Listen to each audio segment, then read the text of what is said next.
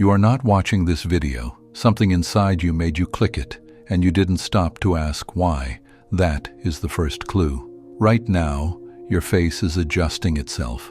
Your posture is changing. Your expression is being selected without your permission. And you've been doing this your entire life without noticing.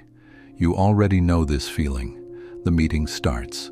Your boss asks a question, and before answering, you quickly calculate, how confident should I sound? Too confident feels dangerous. Too quiet feels weak.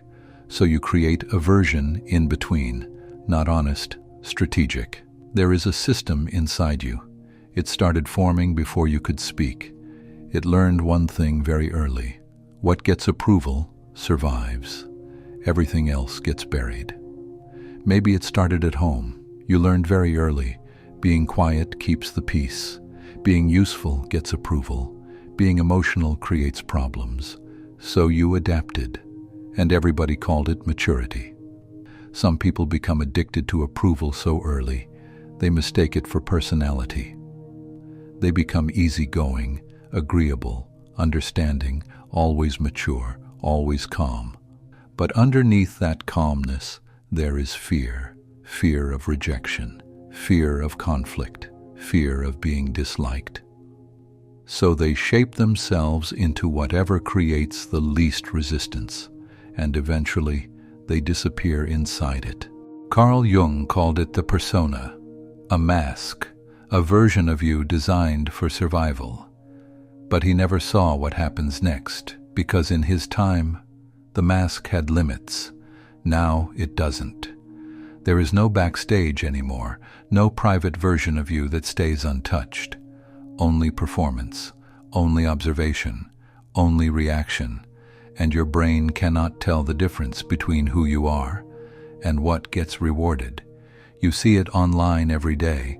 Someone posts one opinion, it gets attention, so suddenly their entire personality shifts toward it. More extreme, more polished, more performative. Not because it's true, because it works.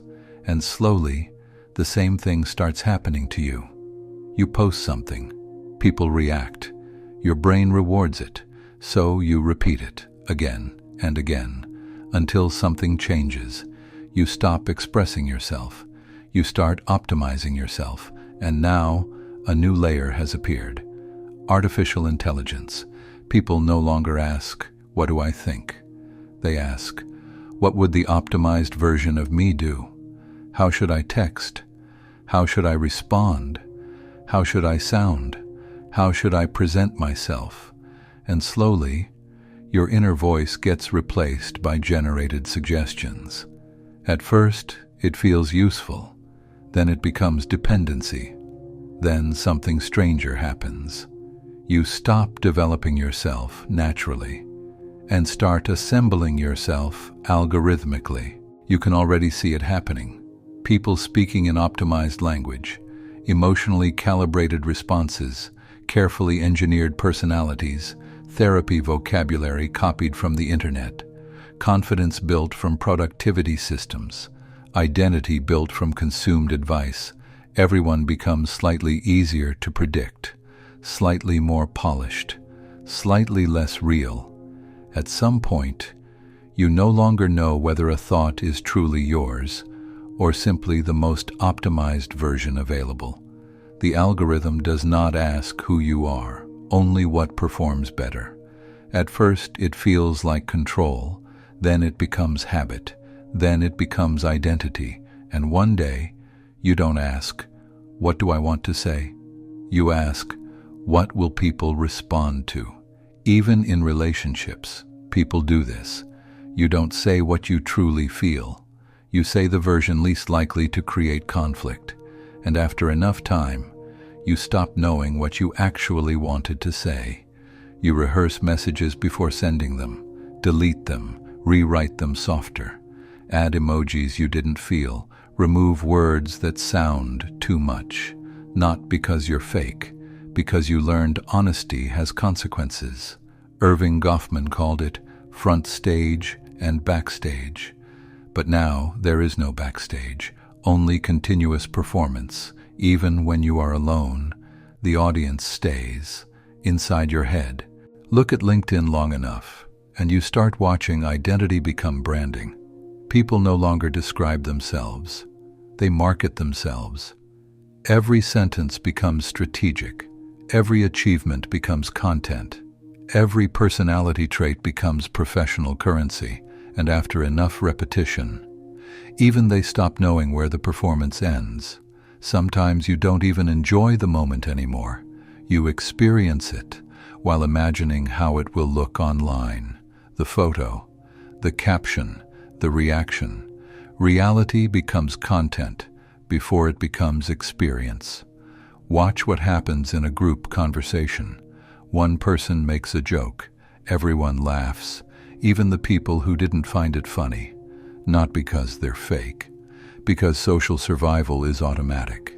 You call it personality, but most of the time, it's calibration. Robert Greene noticed something darker. People who control perception don't just influence outcomes, they influence reality. Because if people believe your image, they treat you differently, and if they treat you differently, you become it.